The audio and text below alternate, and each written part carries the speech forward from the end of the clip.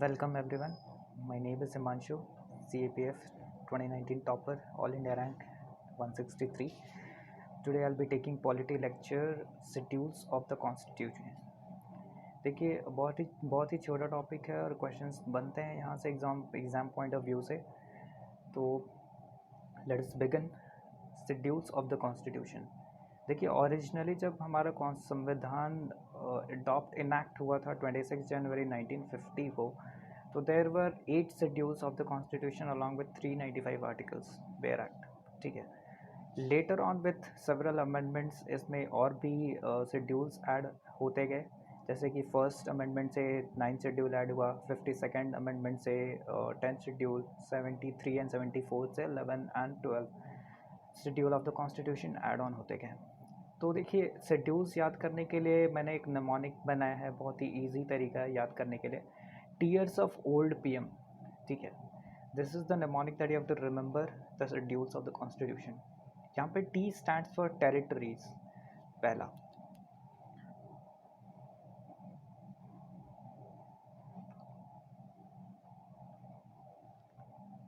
यहाँ पे T stands for territories, that is names of states, union territories and their territorial jurisdiction. Articles की बात करें तो आर्टिकल 1 एंड आर्टिकल 4 डील करता है फर्स्ट शेड्यूल से. टीयर्स का ई स्टैंड्स फॉर एमोल्यूमेंट्स, मतलब कि अलाउंसेस, प्रिविलेजेस, एमोल्यूमेंट्स जो कि दिए जाते हैं. And how many people are given place in second schedule. तो president, governor, speaker, deputy speaker of Lok Sabha, chairman, deputy chairman of Rajya Sabha, speaker, deputy speaker of legislative assembly, chairman, deputy chairman of legislative council, जजेस of supreme court and high court and CAG. देखिए यहाँ पे CAG दिया हुआ है, ये आप ध्यान रखिए क्योंकि क्वेश्चंस बनते हैं और लोग कंफ्यूज करते हैं कि कैग क्यों ही होगा सेकंड शेड्यूल में. तो क्वेश्चंस यहाँ पे एग्जामिनर्स क्विक यहाँ पे हमसे एक गिमिक करते हैं, तो आप ध्यान रखिए कैग भी है हमारा सेकंड शेड्यूल में इंक्लूडेड एमोल्यूमेंट्स, अलाउंसेस एंड प्रिविलेजेस में. ए stands for affirmations, that is oath. जब भी कोई मिनिस्टर बनने के लिए अपॉइंटमेंट जब उनका होता है तो वो ओथ लेते हैं. तो there are 8 kinds of oath that is that has take जो कि प्लेस मिला है थर्ड शेड्यूल में. कौन कौन से टाइप्स हैं? तो सबसे पहला टाइप है यूनियन मिनिस्टर का. उसके बाद आ जाता है जो कैंडिडेट होते हैं पार्लियामेंट्री इलेक्शंस के लिए, जो कैंडिडेट्स होते हैं उनको भी नॉमिनेशन के टाइम एक ओथ करना पड़ता है. तो that is the second type. Third is member of parliament, जब वो एमपी बनते हैं तब वो ओथ लेते हैं, that is the third kind. Fourth is जजेस of supreme court and high court. Fifth is CAG again, state ministers and candidate for state state legislature, मतलब जो इलेक्शंस के लिए खड़े होते हैं कैंडिडेट, और MLA, members of legislative assembly. These are the 8 kinds of oaths. Fourth schedule is Rajya Sabha seat, मतलब allocation. R से आप याद करेंगे Rajya Sabha seat. Allocation of Rajya Sabha seats to states and union territories. Articles की बात करें तो article 4 and 80 deals with these fourth schedule. Fifth schedule की बात करें तो देखिए S stand for scheduled areas and scheduled tribes.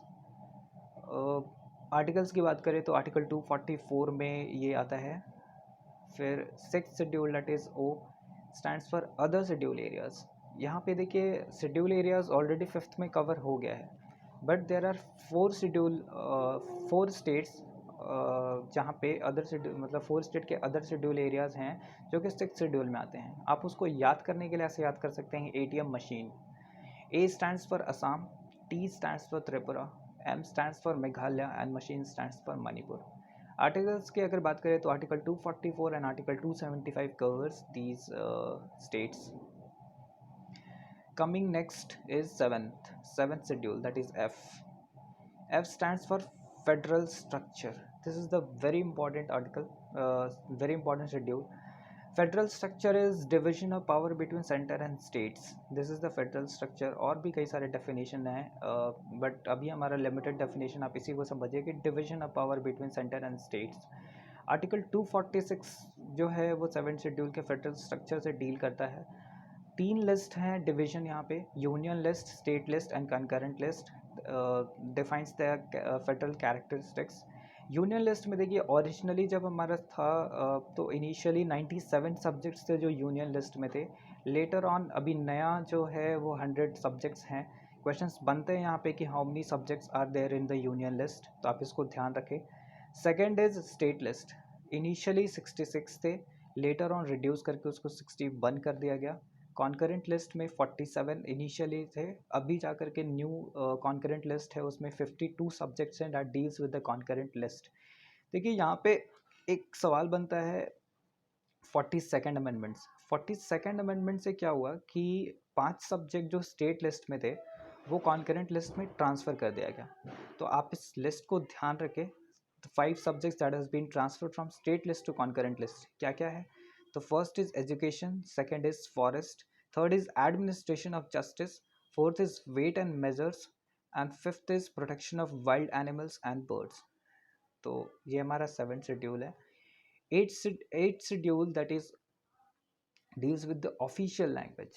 Official language initially जब हमारा संविधान था तो there were 14 languages officially. Later on add on होते होते 22 लैंग्वेजेस। अभी प्रेजेंटली अगर पूछा जाए ऑफिशियल लैंग्वेजेस कितने हैं तो 22 शेड्यूल ऑफिशियल लैंग्वेजेस है हमारे 8 शेड्यूल में। 21st अमेंडमेंट से सिंधी ऐड किया गया था। 71st अमेंडमेंट से केमन that is Konkani, Manipuri and Nepali, ये 71st अमेंडमेंट से ऐड हुआ था। 92nd अमेंडमेंट से ऐड हुआ था BDMS that is Bodo, Dogri, Maithili and Santhali. This is the 8th schedule. Next move करते हैं 9th शेड्यूल जो है हमारा वो लैंड रिफॉर्म से डील करता है। फर्स्ट अमेंडमेंट 1951 से इसका एडिशन हुआ था 9th शेड्यूल का। देखिए लैंड रिफॉर्म्स मतलब अबॉलिशन ऑफ जमींदारी सिस्टम जब था, दैट वाज जब अबॉलिशन ऑफ जमींदारी सिस्टम हुआ तो then 9th schedule was added. तो लेटर ऑन क्या करने लगे कि सिंस 9th शेड्यूल में जो भी आइटम्स जाते हैं वहाँ पे जुडिशियल रिव्यू नहीं हो सकता था। जुडिशियल रिव्यू इज़ लाइक कि सुप्रीम कोर्ट उसको जब उसमें कुछ नियम कानून होते हैं तो सुप्रीम कोर्ट उसको रिव्यू करता है कि whether it is legally valid और नॉट, तो that is the judicial review. तो लेटर ऑन 24 अप्रैल 1973 में Keshavananda Bharati case that is KBC वो आया। उसमें सुप्रीम कोर्ट ने बोला कि इस डेट के बाद जो भी कुछ 9th शेड्यूल में ऐड होगा that will be open to judicial review. This is the important judgment that you have to remember for 9th schedule, that is Keshavananda Bharati case that happened on 24th April 1973। इसको याद रखने के लिए आप सचिन तेंदुलकर का birth date याद कर सकते हैं, दैट 24th April 1973। आप इसको टेक्निकली ऐसे याद रखिए कि इस डेट के बाद जो कुछ भी 9th शेड्यूल में एड ऑन होगा that will be open to judicial review. Exam point of view से आप इतना ही समझिए, लेटर ऑन जब हम इसको डिटेल में देखेंगे तो अच्छे से और अच्छे से पढ़ेंगे। 10th schedule is defection. D stands for defection. Defection क्या है कि जैसे जब हमारा सरकार बनता था यहाँ पे तो लोग क्या करते थे कि कोलिशन गवर्नमेंट बनता था तो लोग डिफेक्ट कर जाते थे, मतलब दूसरे पॉलिटिकल पार्टी से अलायंस कर लेते थे और सरकार गिर जाती थी। तो इसको रोकने के लिए क्या हुआ कि एंटी डिफेक्शन लॉ आया। 52nd अमेंडमेंट 1985 में एंटी डिफेक्शन लॉ लाया गया। बहुत सारे नियम कानून है, जब इसको हम डिटेल में पढ़ेंगे तो अच्छे से देखेंगे। आप फिलहाल बस इतना याद रखिए कि 10th शेड्यूल जो है वो डिसक्वालिफिकेशन और डिफेक्शन ग्राउंड है, और जो आर्टिकल्स डील करते हैं वो 102 है, 191 है। 102 जो है वो MPs मेंबर ऑफ पार्लियामेंट के लिए है, 191 जो है वो MLAs member of legislative assembly के लिए। Next is P 11th schedule that is panchayat. 73rd amendment से इसका एडिशन हुआ है 1992 में। इसमें 29 मैटर्स हैं जो कि पंचायत डील करते हैं। आर्टिकल्स की अगर बात करें तो 243G जो है वो आर्टिकल डील करता है पंचायत से। लास्ट एडिशन है हमारा 74th amendment, M stands for municipalities, ये भी 1992 में ही आया था। 18 मैटर्स हैं टोटल इसमें। और आर्टिकल्स की अगर बात करें तो 243W ये आर्टिकल डील करता है म्यूनसिपैलिटीज़ से। सो ये भी हमारा बहुत ही कंसाइज लेक्चर था for schedules of the constitution, आप इसको याद करने के लिए एक और बार ध्यान रखिए कि tears of old PM, short में एक बार बोल देते हैं। T stands for territories, E stands for emoluments, A stands for affirmation that is oath, R stands for Rajya Sabha seats allocation, S stands for schedule areas, O stands for other schedule areas that is ATM machine, Assam, Tripura, Meghalaya, Manipur, F stands for federal structure, O stands for official language, L stands for land reforms, that is abolition of zamindari system, D stands for defection law, P stands for panchayat, and M stands for municipalities. That's all for the today's lecture. Stay tuned. I hope you all like the lecture. Keep supporting. Thank you.